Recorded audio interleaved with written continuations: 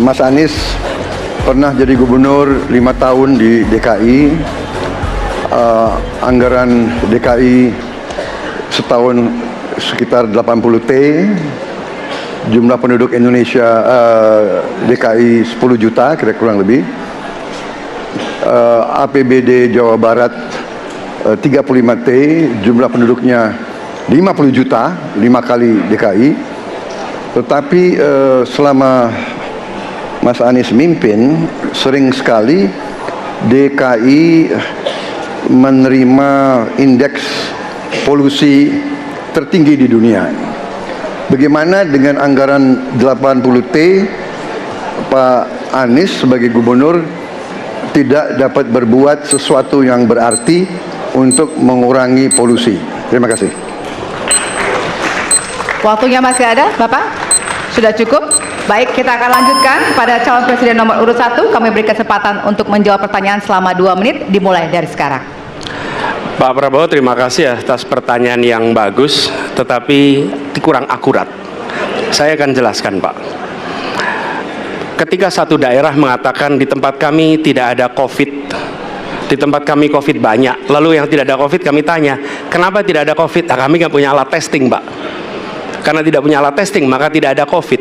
Yang punya alat testing, maka ada COVID. Okay? Saya tidak tanya COVID, saya tanya polusi.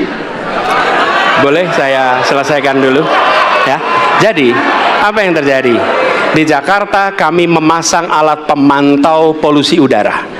Bila masalah polusi udara itu bersumber dari dalam kota Jakarta, maka hari ini, besok, minggu depan konsisten selalu akan kotor. Tapi apa yang terjadi? Ada hari di mana kita bersih, ada hari di mana kita kotor.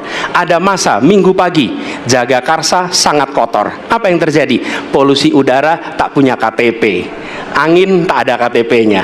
Angin itu bergerak dari sana sini. Ketika polutan yang muncul dari pembangkit listrik tenaga uap mengalir ke Jakarta, maka Jakarta punya indikator, karena itu Jakarta mengatakan ada polusi udara. Ketika anginnya bergerak ke arah Lampung, ke arah Sumatera, ke arah Laut Jawa, di sana tidak ada alat monitor, maka tidak muncul. Dan Jakarta pada saat itu bersih.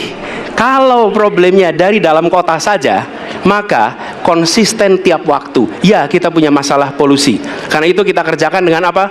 Kita lakukan, Pak. 1, dengan pengendalian emisi dari kendaraan bermotor dan pengujian emisi sekarang wajib. Yang kedua, elektrifikasi kendaraan umum. Yang ketiga, konversi kendaraan umum. Dan dulu yang naik kendaraan umum hanya 350.000 per hari, sekarang 1 juta per hari. Jadi itu kita kerjakan untuk menangani soal polusi di Jakarta. Baik. Masih ada waktu, Bapak? Cukup? Ya. Kami persilakan kepada calon presiden nomor urut 2 untuk kemudian menanggapi jawaban dari calon presiden nomor urut 1. Waktu Bapak 1 menit dimulai dari sekarang. Ya, susah kalau kita menyalahkan angin dari mana saja, ya. Jadi saya bertanya dengan anggaran segitu besar, jumlah penduduk, ya, langkah-langkah yang bisa dilakukan untuk dengan real dalam 5 tahun mengurangi polusi, juga di mana rakyat Jakarta begitu banyak yang mengalami sakit pernafasan.